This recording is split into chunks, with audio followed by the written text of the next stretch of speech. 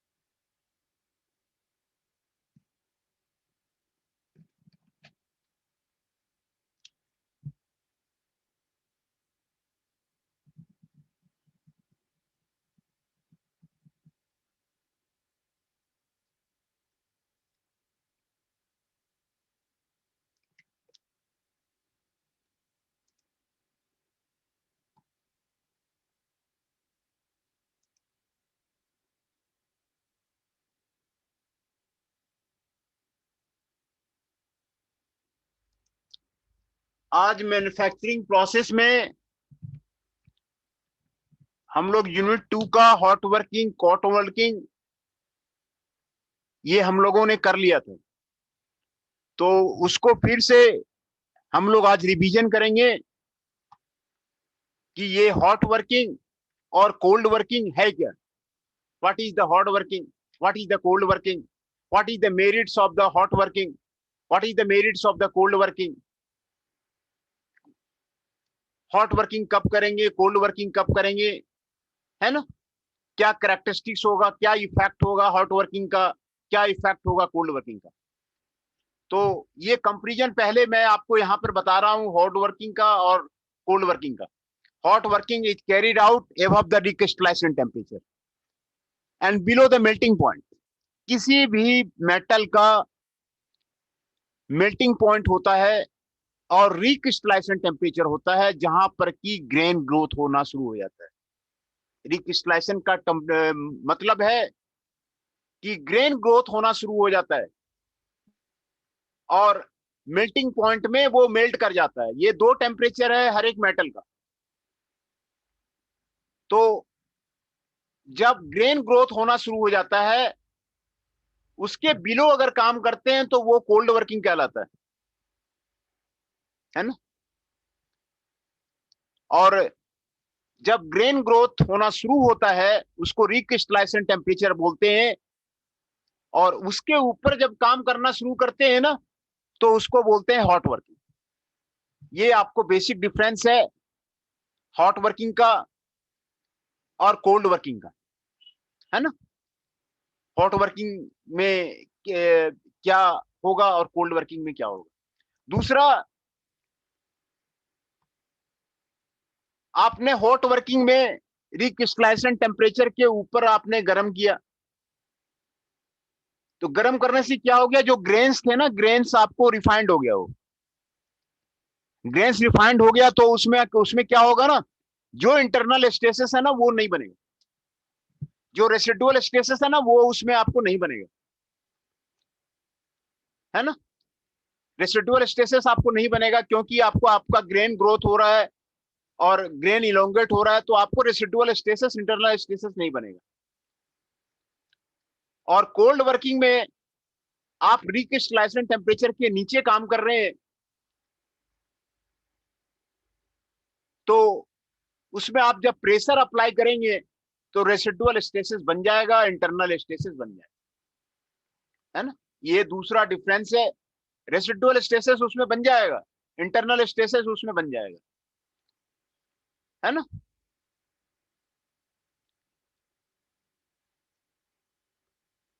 और आपको तीसरा एडवांटेज है, it helps in the irregularity in the metal composition. आपने किसी चीज को गर्म किया, गर्म करने के बाद उसमें ग्रेन ग्रोथ होने लग गया, पार्टिकल इधर से उधर मूव होने लग गया, तो आपको जो है इरेगुलरिटी को आपको खत्म कर देगा, है ना। और लेकिन कोल्ड वर्किंग में क्या होगा, कोल्ड वर्किंग में ग्रेन्स को आप जब प्रेशर देंगे तो इधर से उधर से हो जाएगा, जो एटम्स है इधर से उधर होगा मेटल के अंदर में, तो आपको वो यूनिफॉर्मिटी था जो वो आपको लॉस कर जाएगा, यूनिफॉर्मिटी उसकी खत्म हो जाएगी और उसकी मेटल प्रॉपर्टी पे इफेक्ट आएगा। कोल्ड वर्किंग में क्या होगा कि उसके जो मेटल प्रॉपर्टी है, मेटल प्रॉपर्टी का मतलब क्या हुआ, उसका tensile strength, compressive strength, shear strength, है ना। ये वो जो हम लोग मटेरियल साइंस में जो हम लोगों ने उसको पढ़ा हुआ था, जो मेटल की प्रॉपर्टी है, कई तरह के प्रॉपर्टी है, टेंसाइल स्ट्रेंथ है, कंप्रेसिव स्ट्रेंथ है, शियर स्ट्रेंथ है, ये प्रॉपर्टी उसमें चेंज हो जाएगी, क्योंकि उसमें आपको ग्रेन्स इधर से उधर आपको जाएगा नहीं, है ना। ग्रेन्स आपको तो इसमें आपको यूनिफॉर्मिटी लॉस हो जाएगा कोल्ड वर्किंग में, और मेटल प्रॉपर्टी पे इफेक्ट करेगा, है ना। तो ये आपको तीसरा कंपेरिजन था हॉट वर्किंग का और कोल्ड वर्किंग का। और चौथा जो का आपको जो कंपेरिजन है ना हॉट वर्किंग और कोल्ड वर्किंग का, तो कोल्ड वर्किंग में क्या है कि आपको बेटर टॉलरेंस मिलेगा, सरफेस फिनिश आपको बढ़िया मिलेगा, क्योंकि एक तो सरफेस फिनिश में आपने हॉट वर्किंग में रिक्रिस्टलाइजेशन टेम्परेचर के ऊपर गर्म किया है, हॉट किया हुआ है, हॉट किया हुआ है तो उसमें ऑक्सीडेशन होगा, ऑक्सीडेशन जब होगा जो सरफेस ऑक्सीडाइज हो जाएगा, जो जब सरफेस ऑक्सीडाइज हो जाएगा तो ऑक्सीडाइज सरफेस पे ही आपका कंप्रेशन होगा, तो आपको सरफेस फिनिश आपका गड़बड़ा जाएगा वो, है ना। जब सरफेस फिनिश गड़बड़ा जाएगा तो आपको क्लोज टॉलरेंसेस आपको नहीं मिलेगा हॉट वर्किंग में, उसके सरफेस पे स्केल्स का फॉर्मेशन हो जाएगा, ऑक्साइड्स का फॉर्मेशन हो जाएगा, ऑक्सीजन से हॉट है, ऑक्सीजन से रिएक्ट करेगा, ऑक्साइड बना देगा उसके सरफेस पे, आपको ऑक्साइड्स बना देगा। तो देखिए जब आपको अच्छा सरफेस फिनिश चाहिए, बेटर टॉलरेंस चाहिए, तो आपको कोल्ड वर्किंग की तरफ जाना पड़ेगा। अगर ऐसा प्रोडक्ट है जिसमें कि सरफेस फिनिश काम नहीं है, आपको आपको जरूरत नहीं है, जैसे सरिया वगैरह है, बीम बीम वगैरह है भाई, वो आपको जो सिविल स्ट्रक्चर में काम आ रहा है, उसमें सरफेस फिनिश का कोई जरूरत नहीं है, वो आपको कंक्रीट के अंदर चला जाएगा, तो उसमें आपको हॉट वर्किंग का काम चल जाएगा, है ना, हॉट वर्किंग का काम चल जाएगा। तो यहाँ पर आपको हॉट वर्किंग और कोल्ड वर्किंग में कौन सा करना है, इससे आपको पता चल जाएगा, है ना। और आगे का जो डिफरेंस है, impact strength on the elongation, impact strength और इलोंगेशन में भी आपको फर्क पड़ जाएगा। हॉट वर्किंग में जो ग्रेन स्ट्रक्चर है आपने गर्म किया हुआ है, तो वो आपको इलोंगेट नहीं होगा, आपने प्रेस किया वो आपका आगे निकल गया, लेकिन जब हॉट वर्किंग में आप करेंगे ना तो जो ग्रेन स्ट्रक्चर है वो आपको इलोंगेट हो जाएगा, है ना। आपने कंप्रेस कर दिया तो इंपैक्ट स्ट्रेंथ आपका बढ़ जाएगा इसी में, कोल्ड वर्किंग में, है ना। ये उसमें आपको एडवांटेज है। अगला कंपेरिजन है जो हार्डनिंग ऑफ द मेटल है, no hardening of the metal will be there in the case of the hot working, वो हार्डन नहीं होगा, क्या कि आपने उसको गर्म कर दिया, गर्म कर दिया और गर्म कर दिया तो वो जो है एक्सपेंड कर दिया, फिर उसमें प्रेशर दिया, फिर वो कर दिया, तो वो आपको हार्डन नहीं होगा, है ना। ये आपको आपको हार्डन नहीं होगा इसमें। और इसमें क्या है, आपको आपको वर्कपीस आपने बिलो रिक्रिस्टलाइजेशन टेम्परेचर है, आपको वर्कपीस आपको गर्म नहीं है, तो आपको हार्ड ज्यादा हो जाएगा, है ना। मेटल की प्रॉपर्टी जो है आपको इंप्रूव हो जाएगी कोल्ड वर्किंग में, मेटल स्ट्रेंथ आपको बढ़ जाएगा, इंपैक्ट स्ट्रेंथ बन जाएगा, आपको वर्कपीस ज्यादा हार्ड हो जाएगा, है ना। ये आपको अच्छा प्रॉपर्टी में जो चेंज आता है वो आपको कंपेरिजन दिया हुआ है हॉट वर्किंग का और कोल्ड वर्किंग में। कोल्ड वर्किंग में वर्कपीस आपको जो फाइनल प्रोडक्ट बनेगा वो आपको हार्ड हो जाएगा, और हॉट वर्किंग में हार्ड नहीं होगा।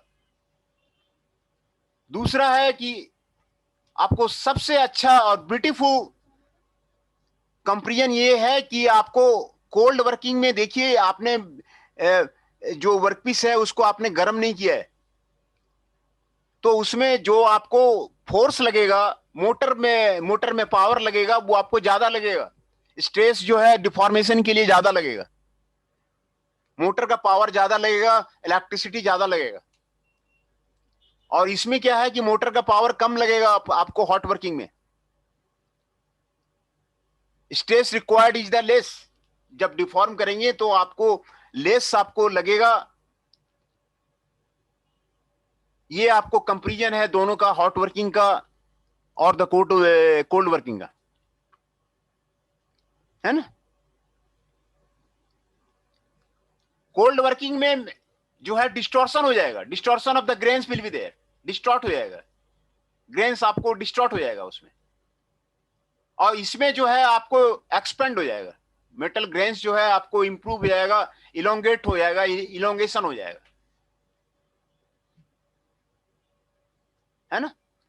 दूसरा आपको हॉट वर्किंग का ये फायदा है कि अगर मेटल के वर्कपीस के अंदर कोई अगर ब्लो होल है, ब्लो होल का मतलब कोई होल्स है, डिफेक्ट्स है, क्रैक्स है, तो वो आपको हॉट वर्किंग में ठीक हो जाएगा। आपने गर्म किया है, गर्म करके बाद जो है उसमें प्रेशर लगाया है, तो प्रेशर लगाने के बाद क्या होगा कि जो क्रैक्स है ना, क्रैक्स आपका खत्म हो जाएगा, ब्लो होल्स आपका खत्म हो जाएगा, है ना, ये आपका खत्म हो जाएगा। लेकिन कोल्ड वर्किंग में क्या होगा ना, आपने गर्म नहीं किया है, तो गर्म नहीं करने से क्या होगा ना, जो एग्जिस्टिंग क्रैक है, छोटा क्रैक है, वो आपको क्रैक बड़ा हो जाएगा, है ना, और बड़ा हो जाएगा, और दूसरा नया क्रैक भी जनरेट हो जाएगा in case of the cold working. आपने मेटल को गर्म किया नहीं, तो जो आपको छोटा सा आपको जो क्रैक था ना, वो आपको आपको बड़ा हो जाएगा वो, और न्यू क्रैक्स जो है न्यूक्लियाई की तरह जो है, आपको न्यूक्लियाई का ग्रोथ जो होता है ना, नए पॉइंट में क्रैक्स आपको आ जाएगा कोल्ड वर्किंग में,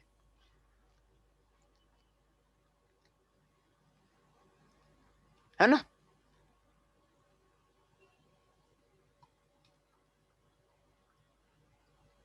कोल्ड वर्किंग में देखिए यहां पे लिखा हुआ है ultimate tensile strength, hardness, yield strength आपको बढ़ जाएगा, अच्छा हो जाएगा, हार्डनेस आपको बढ़ जाएगा, यील्ड स्ट्रेंथ बढ़ जाएगा, टेंसाइल स्ट्रेंथ बढ़ जाएगा, कोरोजन रेसिस्टेंट आपको यहाँ पे आपको घट जाएगा कोल्ड वर्किंग में। हॉट वर्किंग में क्या है इसका इफेक्ट, टेंसाइल स्ट्रेंथ आपको कोई फर्क उसमें नहीं आएगा, हार्डनेस पे कोई फर्क नहीं आएगा, कोरोजन रेसिस्टेंस पे कोई फर्क नहीं आएगा, yield strength, फैटिक strength of the metal में कोई फर्क नहीं आएगा। ये 11 जो है आपको पॉइंट दिए हुए हैं, 11 जो है कंपेरिजन का, हॉट वर्किंग का, कोल्ड वर्किंग का, क्लियर आपको पिक्चर आपको बताया जा रहा है कि हॉट वर्किंग और कोल्ड वर्किंग में क्या डिफरेंस है।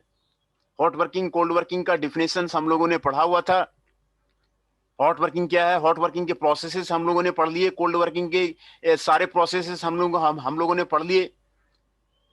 तो ये डिफरेंस है आपको हॉट वर्किंग का और कोल्ड वर्किंग का।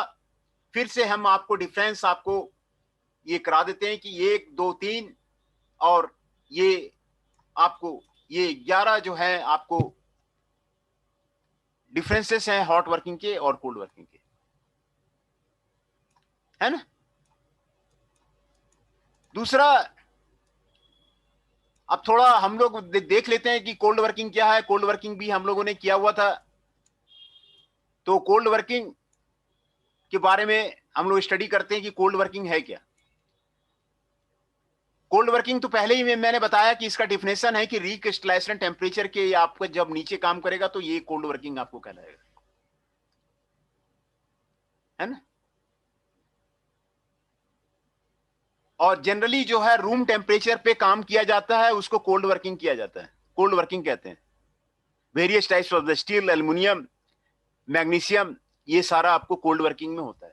इसका पर्पस क्या है यहां पर आपको बताया जा रहा है। कोल्ड वर्किंग का पर्पस क्या है यहां पर आपको डिटेल किया जा रहा है। Better surface finish on the parts. जब अच्छा सरफेस फिनिश आपको लाना है ना तो आपको कोल्ड वर्किंग की तरफ जाना पड़ेगा, है ना। कोल्ड वर्किंग की तरफ बेटर सरफेस फिनिश लेना है पार्ट्स पे तो आपको कोल्ड वर्किंग की तरफ जाना पड़ेगा। मैकेनिकल प्रॉपर्टी, जैसे मैंने अभी वहां पे अभी आपको बताया कि मैकेनिकल प्रॉपर्टी हार्डनेस बढ़ जाता है, यील्ड स्ट्रेंथ बढ़ जाता है, टेंसाइल स्ट्रेंथ बढ़ जाता है। अगर आपको हार्डनेस बढ़ाना है कि हमें हार्डनेस बढ़ाना है, यील्ड स्ट्रेंथ बढ़ाना है, तो फिर आपको कोल्ड वर्किंग के लिए आपको आपको जाना है। जो आपको जो रॉ मटेरियल से फाइनल प्रोडक्ट में अगर हार्डनेस ज्यादा चाहिए ना तो आपको कोल्ड वर्किंग करना पड़ेगा, है ना। और फॉर्मिंग प्रोसेस में, making of the steel products में ये आपको ज्यादा आपको यूज होता है। जनरली आपको थिनर मटेरियल के लिए आपको ज्यादा आपको कोल्ड वर्किंग आपको यूज होता है ना। ये आपको कोल्ड वर्किंग का आपको समरी है। प्रिकॉशंस देखिए इसमें क्या क्या लेना चाहिए, ये यहाँ पे आपको दिया हुआ है। कोल्ड वर्किंग के जब काम करते हैं ना तो प्रिकॉशंस यहाँ पे आपको दिया हुआ है। अभी मैंने आपको बताया था ना कि वहां पे क्रेक फॉर्मेशन हो जाता है। Cold working leads to the crack formation. जो छोटा क्रेक है ना उसको बड़ा कर देगा और नया क्रेक से उसको आपको आपको जनरेट कर देगा। तो आप उतना ही प्रेशर दीजिए कि क्रेक जो है आपको जनरेट नहीं हो, है ना। प्रेशर ज्यादा मत दीजिए। प्रेशर ज्यादा जो है प्रेशर जो है जो आपको रोलिंग मिल, कई तरह के रोलिंग मिल हमने दिखाया है ना उसमें। तो रोलिंग मिल में आप जो है उसको आप कंट्रोल रूम में बैठ करके रोलिंग मिल में आप जो है उसको प्रेशर को ऑप्टिमाइज कीजिए। Experimentally you have to be optimized that the when the crack is get formed in which metal। इसमें आप अच्छा प्रोजेक्ट कर सकते हैं। हमने हमारे स्टूडेंट्स ने काफी अच्छा प्रोजेक्ट किया हुआ है और हमारे काफी पेपर्स आए हुए हैं। आप उसमें ये एक्सपेरिमेंटली इन्वेस्टिगेट कर सकते हैं कि आपको स्टील में कई तरह के स्टील्स हैं उसमें कब क्रेक फॉर्मेशन होगा, कब एल्युमिनियम है उसमें कब क्रेक फॉर्मेशन होगा, दूसरा मटेरियल है उसमें कब क्रेक फॉर्मेशन होगा, कितना जो है जो कितना जो है उसमें प्रेशर जो है लगाया जाए कि जो है। तो ये प्रिकॉशंस आपको करना आपको जरूरी है ना। इसमें रेसिडुअल स्ट्रेसेस डेवलप हो जाता है। स्ट्रेसेस उसमें आपको कोल्ड वर्किंग में आपको स्ट्रेसेस आप आपने गर्म किया नहीं और प्रेशर ऊपर से लगा रहे हैं तो अंदर में रेसिडुअल स्ट्रेसेस, इंटरनल स्ट्रेसेस अंदर आपको जमा आपको डेवलप हो जाता है and which cause the distortion. जब आप उसको टूल को हटाएंगे तो आपको डिस्टॉर्शन लाएगा। तो ये आपको चेक करना पड़ेगा एक्सपेरिमेंटली, आपको चेक करने का। आप कोई पार्ट बना रहे हैं तो एक्सपेरिमेंटली आपको ये 2-4 पार्ट बना के पहले चेक करना पड़ेगा कितना फोर्स लगाया जाए, कितना ये आपको किया जाए,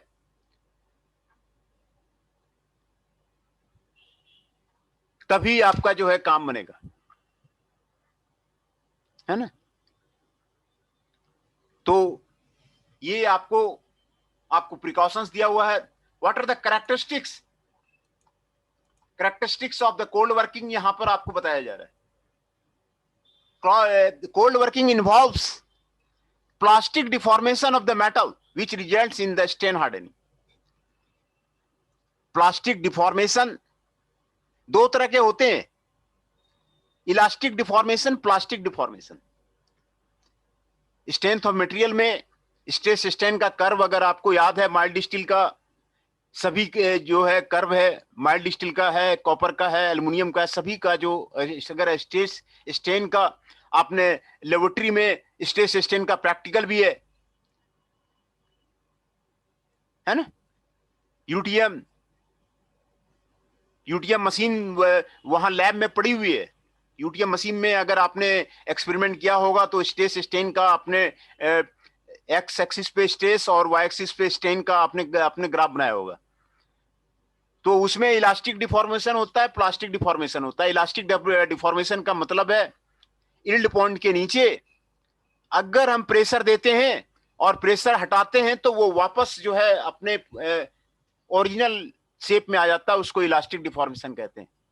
और प्लास्टिक डिफॉर्मेशन का मतलब है यील्ड पॉइंट के ऊपर अगर हमने प्रेशर दिया तो वापस वो शेप रिगेन नहीं करता है, उसको प्लास्टिक डिफॉर्मेशन कहते हैं, है ना। तो कोल्ड वर्किंग में आपको प्लास्टिक डिफॉर्मेशन का इन्वॉल्वमेंट है, कोल्ड वर्किंग में, है ना। दूसरा कैरेक्टरिस्टिक्स है, जनरली ये रूम टेम्परेचर पे काम किया जाता है, but for high melting point tungsten the cold working में भी एट द रेड हीट पे आपको काम उस पर कर सकते हैं। इसमें stress required for the deformation increases rapidly. जितना डिफॉर्मेशन एक्सपेरिमेंटल रिजल्ट करेंगे ना, तो डिफॉर्मेशन आप जैसे जैसे बढ़ाएंगे ना तो स्ट्रेस रिक्वायर्ड भी आपका जो है इंक्रीज करेगा, है ना। The amount of the deformation which can be performed without introducing other treatment is limited, है ना। डिफॉर्मेशन जैसे जैसे डिफॉर्मेशन बढ़ेगा वैसे वैसे स्ट्रेस भी आपका बढ़ेगा। कोल्ड रोलिंग में जो आपको ग्रेन स्ट्रक्चर है वो डिस्टॉर्ट हो जाता है, आपने गर्म किया नहीं तो ये डिस्टॉर्ट हो जाता है। कोल्ड रोलिंग में जो ग्रेन स्ट्रक्चर है वो आपको डिस्टॉर्ट हो जाता है। ये उसका कैरेक्टरिस्टिक्स है। Good surface finish is obtained, इसमें सरफेस फिनिश बढ़िया मिलता है।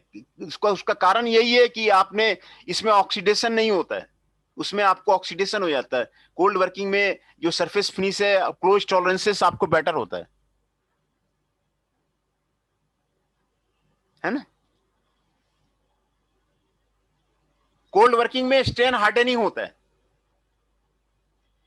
स्ट्रेन प्रोड्यूस हो जाता है, स्ट्रेन हार्डनिंग हो जाता है। Excessive cold working gives rise to the formation and propagation of the cracks in the metal, cracks को प्रोपगेट करता है।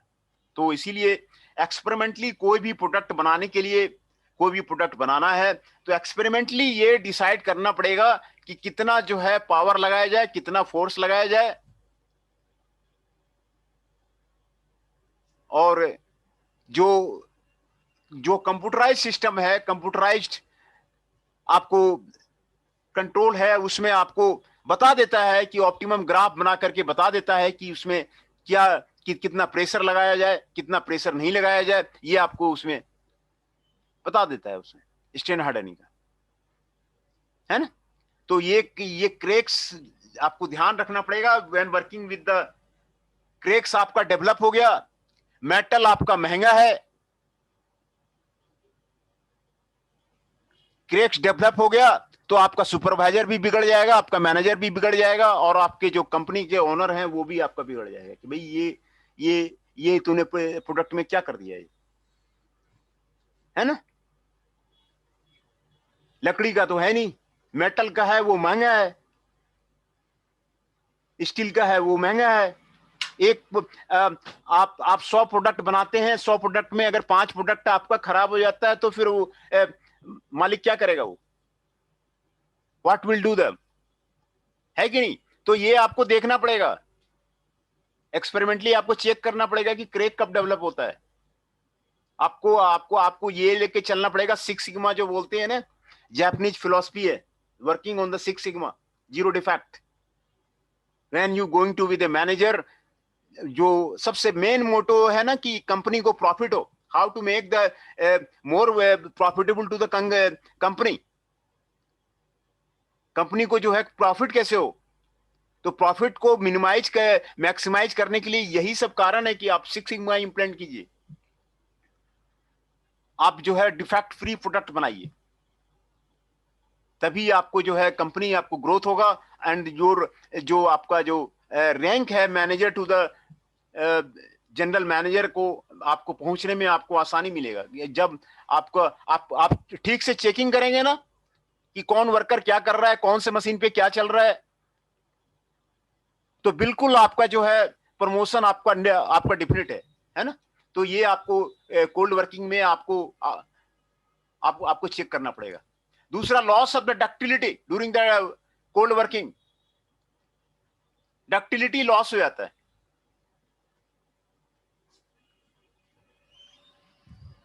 है ना। With less ductility the chips break more readily and facilitate the cutting operation, ये आपको होता है। Heating is sometimes required, heating को आप नहीं नहीं ये कर सकते, बहुत सारे ऑपरेशन में कोल्ड वर्किंग में आपको सक्सेस नहीं है। मेटल है, मेटल को आप जो है सारा मेटल आपको कोल्ड वर्किंग में आपको काम नहीं करेगा, आपको हिट करना ही करना पड़ेगा। तो कोल्ड वर्किंग में आपको सारा काम आपको नहीं आपको आपको होता है। और डायरेक्शनल प्रॉपर्टी आपको बेटर हो जाता है। दूसरा, cold working is more economical then the hot working, cold working आपको हॉट वर्किंग से ज्यादा इकोनॉमिकल है। इकोनॉमिक्स पॉइंट के व्यू से, मनी के पॉइंट व्यू से आपको ज्यादा इकोनॉमिकल है, क्योंकि उसमें हॉट बिलेट बनाने के लिए आपको अलग से अरेंजमेंट करना पड़ेगा, है ना। हॉट वर्किंग में हॉट वर्कपीस चाहिए ना, हॉट वर्कपीस चाहिए, तो हॉट वर्कपीस बनाने के लिए आपको अलग से फर्नेस लगाना पड़ेगा, जो कोल्ड वर्किंग में नहीं आपको चाहिए। हॉट हॉट बिलेट को कंट्रोल करने के लिए रोलिंग मिल का भी जो है कंट्रोल आपको डिफिकल्ट है।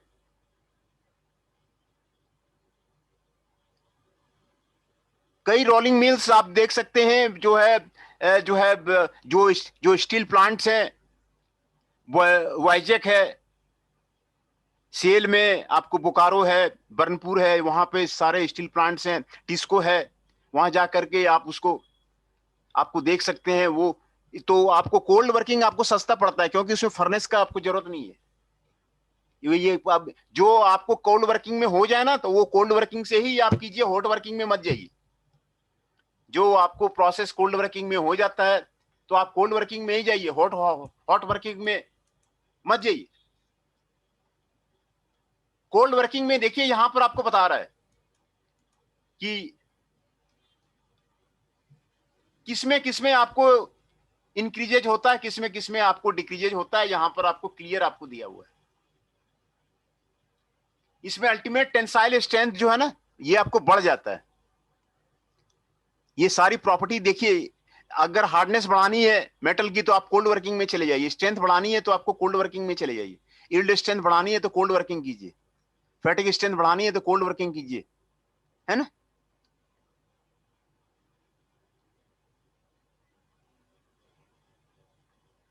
कोल्ड वर्किंग में आपको डिक्रीज क्या होता है, यहां पे आपको दिया हुआ है। रेसिस्टेंस टू कोरोजन डिक्रीज हो जाता है, डक्टिलिटी डिक्रीज हो जाता है, इंपैक्ट स्ट्रेंथ डिक्रीज हो जाता है, रिडक्शन ऑफ एरिया हो जाता है, एंड परसेंटेज इलोंगेशन में आपको डिक्रीज हो जाता है ना।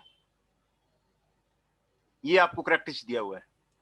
दूसरा, एडवांटेजेस हम लोग पहले देखते हैं। ये ये देखिए आपको एडवांटेजेस दिया हुआ है। Smooth surface finish, very smooth surface finish you will get in the cold working, ये इसका एडवांटेज है। Accurate dimension of the parts can be maintained, accurate dimension आपको मिलेगा कोल्ड वर्किंग में।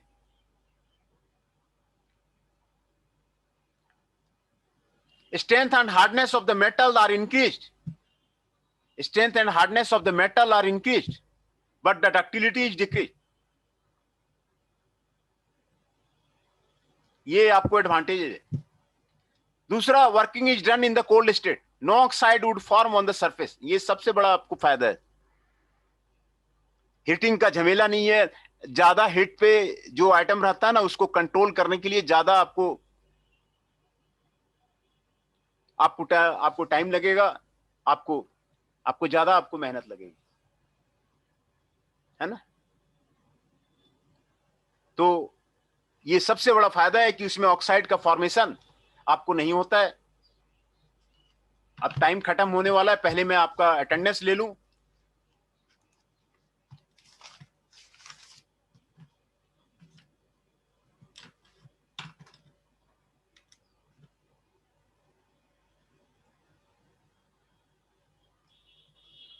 Asto Singh 12 is present.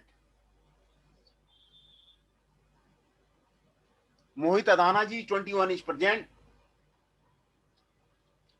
Nitesh Misra ji 23 is present.